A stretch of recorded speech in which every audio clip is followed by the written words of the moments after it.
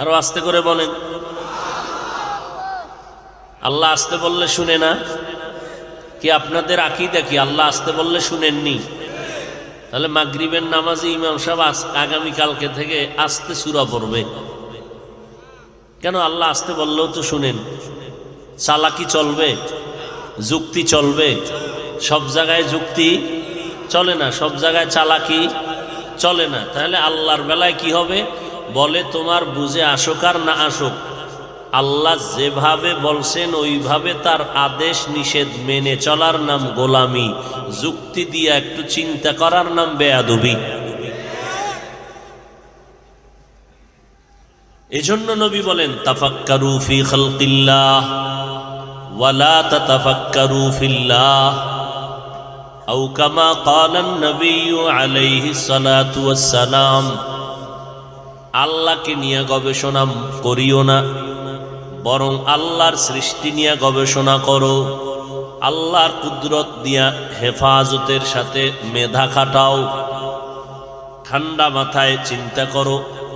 কারণ আল্লাহ মানুষকে আকল দান করেছেন, না দেখে বিশ্বাস করার মতো যোগ্যতা দান করেছেন, যেগুলো আর কোনো প্রাণীর মধ্যে আল্লাহ দান করেন নাই। এই জন্যই তো মাটির মানুষ বড় দামি, বড় শ্রেষ্ঠ।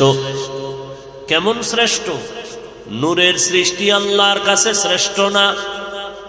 আগুনের সৃষ্টি আল্লাহর দরবারে শ্রেষ্ঠ না? আল্লাহ বলেন আমার স্থায়ী সিদ্ধান্ত, মাটির সৃষ্টি মানুষ হলো শ্রেষ্ঠ। সিদ্ধান্ত কার? অস্থায়ী না স্থায়ী? জানা থাকলে বলেন মানে নাই কে? কে মানে নাই? আল্লাহ বলেন ইবলিস মানলি না কেন? তুই না আমার প্রিয়।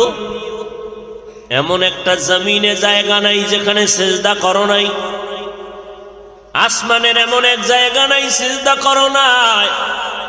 তোরে আমি খুশি হইয়া তোর ইবাদতে আমি টাইটেল দিলাম তুই আরেফ, তুই আবেদ, তুই খাজেন, তুই ওলি, তুই মুত্তাকি। তোরে বুজুর্গ নামের টাইটেল দিলাম। আমার স্থায়ী সিদ্ধান্তর ক্ষেত্রে কেন বাঁকা হয়ে গেলি বল? ইবলিস বলে গায়ের জোরে হই নাই, যুক্তির ব্যানারে হয়েছি। কি যুক্তি তোমার? বলে খালাকতানি মিন নারিন ওয়া খালাকতাহু মিন তিন। আমারে বানাইছেন আগুনের দ্বারা, আদম বানাইছেন মাটির দ্বারা।